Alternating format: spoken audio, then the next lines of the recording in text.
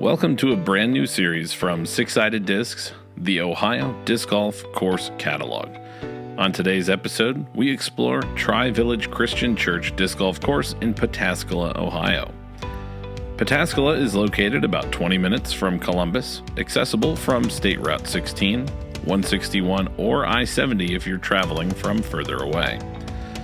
This is one of the newest courses in Central Ohio, officially opened on May 23, 2021, and while still a work in progress, definitely has a lot of potential. Tri-Village has hosted several events put on by the Licking Legends Disc Golf Club, as well as the Columbus Flyers Disc Golf Club, including an event for the Central Ohio Winter Series. The 18-hole short layout is only 4,502 feet, making it one of the shorter courses in the area. But it has some technical shots that will test your skills thoroughly, with slight changes in elevation on several holes. The long tees are listed as a par 65. At 6,940 feet, it will test bigger arms much more than the short layout. Throughout the course, you'll find tightly wooded tee shots with narrow fairways that reward accuracy over power and distance. There are also a handful of more open holes with little to no trees, and these holes, especially from the long tees, favor bigger arms that can get in range for a putt off the tee.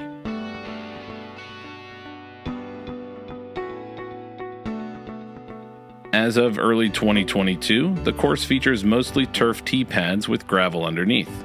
This can make footing a challenge even on the tee, but the turf itself is very grippy, so slipping is less of an issue. Tri-Village currently has a UDisc course rating of 3.5 after 203 ratings. Many critical ratings cite that the tee pads are uneven and that it can be very muddy.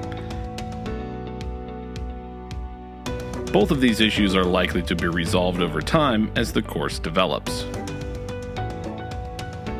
Tri-Village has a lot of potential to grow into a must-play course in the Central Ohio area, and if you find yourself with a day to visit Central Ohio to play some courses, it should definitely be in your top 5. Continue watching for a hole-by-hole breakdown of the short tee layout. Hole 1 is a simple downhill shot, 276 feet.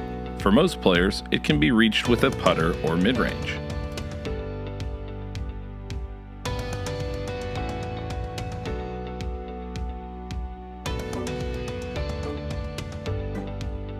The only danger is about 40 feet beyond the basket with tall grass and bushes behind. Hole 2 is a short technical hole with narrow lines through the small trees.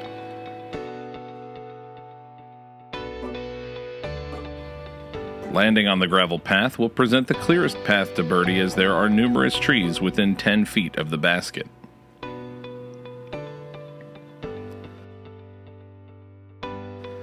Hole 3 is similar to Hole 2, but with a more defined fairway. The basket is still well protected, and birdie will require a shot that advances down the narrow fairway as far as possible.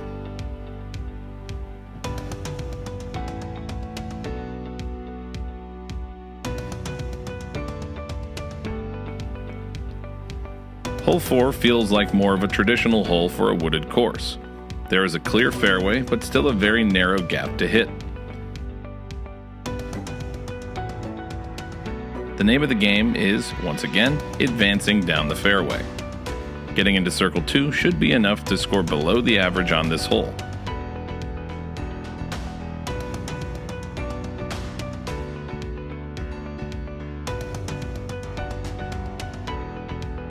Even in Circle 1, there is no guaranteed unobstructed putt.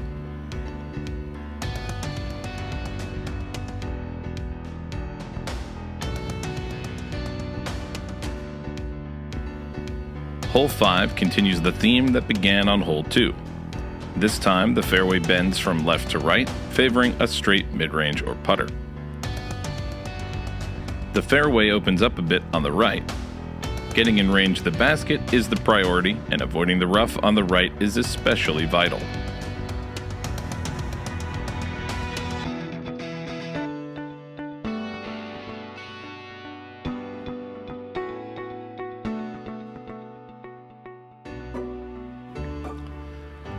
Hole 6 is back in the open, but looks can be deceiving.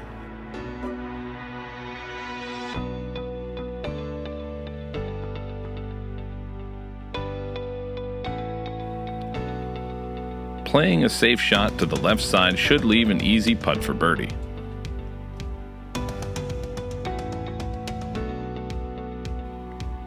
Aggressively running the basket can be easily punished.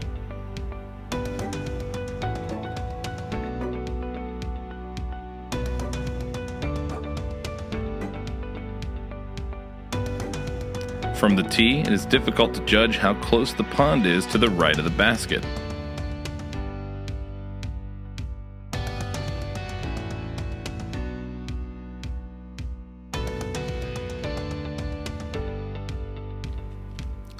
Hole 7 is the signature hole at Tri-Village.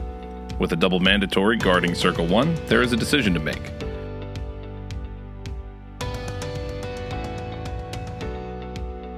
Running at the basket is risky as the green slopes away sharply, and a shot that appears to land close can easily end up 60 feet long.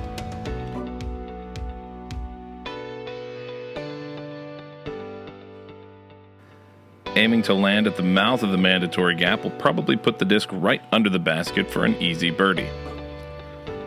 Missing the mandatory leaves little more than a layup to take a bogey. Hole 8 is a partially blind uphill shot. The tree just off the tee pad can make players think twice about a right-handed backhand shot, making it a slight psychological challenge.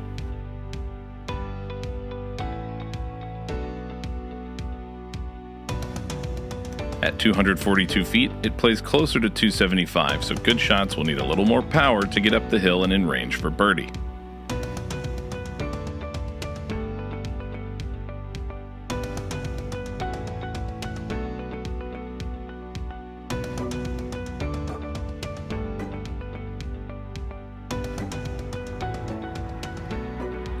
Hole 9 is an elevated basket on a mound with out-of-bounds parking lot just behind it as the only real threat.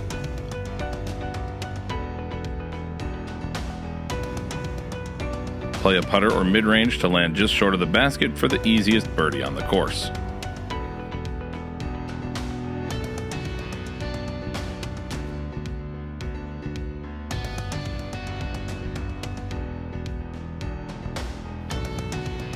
Hole 10 is another easy, open hole, depending on the wind, of course.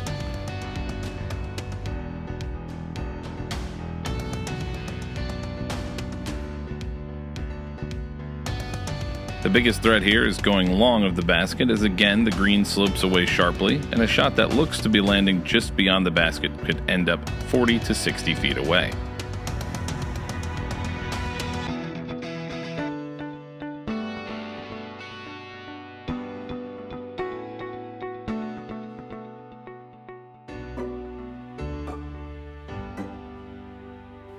Hole 11 is back to the theme of technical wooded shots. Here, though, there's a straight shot with a wider fairway than previous wooded holes. It will take a straight shot or a slight turnover or forehand flex line to get right under the basket.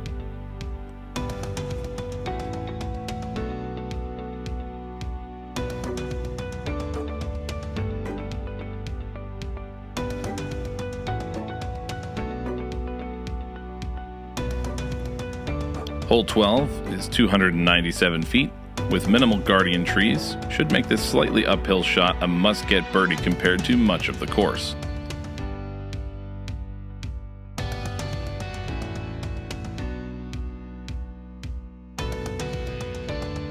A fairway or mid-range should reach Circle 1 with relative ease, but beware, errant shots that go over the fence along the right of the fairway may not be retrievable as private property no trespassing signs are posted.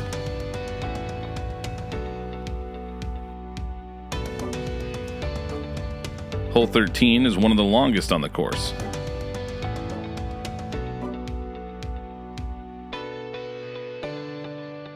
The first half of the fairway is wide open, so pick any line you like that enters into the guardian trees around the basket.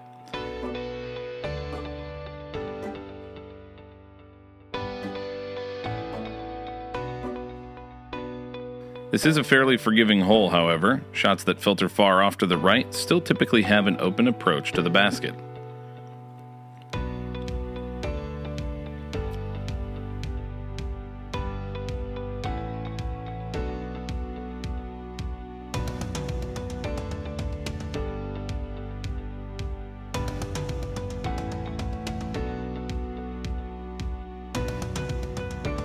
Hole 14 is a partially wooded hole that can deceive the player. While the left side of the fairway is heavily wooded, the right side is completely open, especially up high. A shot that crashes the basket is a pretty safe play, and playing the right side fairway low only presents 2 to 3 small trees. Avoiding the rough on the left side of the fairway is essential.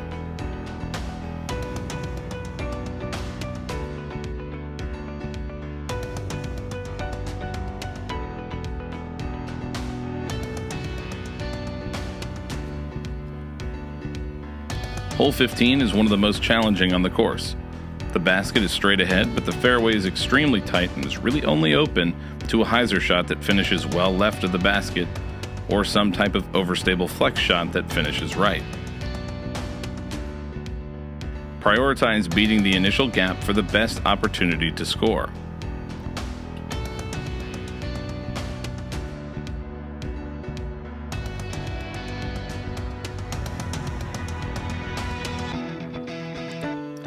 Hole 16 is a left-to-right shot that currently lacks a clear path. A high crashing shot is the highest percentage to stick the landing and not roll away from the basket.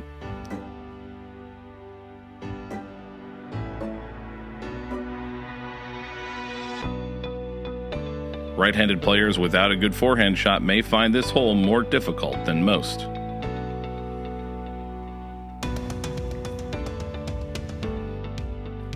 Hole 17 is a short wooded hole that challenges the player psychologically more than with real obstacles. There's a clear gap, but the angle from the tee puts doubt in a right-handed backhand shot. A simple forehand or flip-up backhand should get the job done.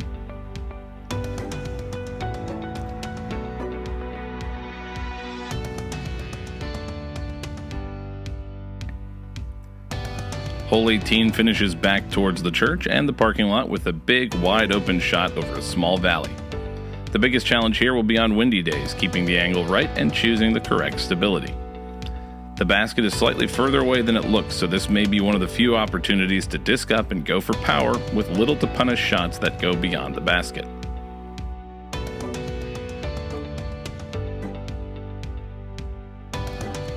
The layout of Tri-Village is a little confusing, so make sure you follow the course map. It doubles back on itself 3 times, which means you'll walk much further than you might otherwise if the layout were modified slightly.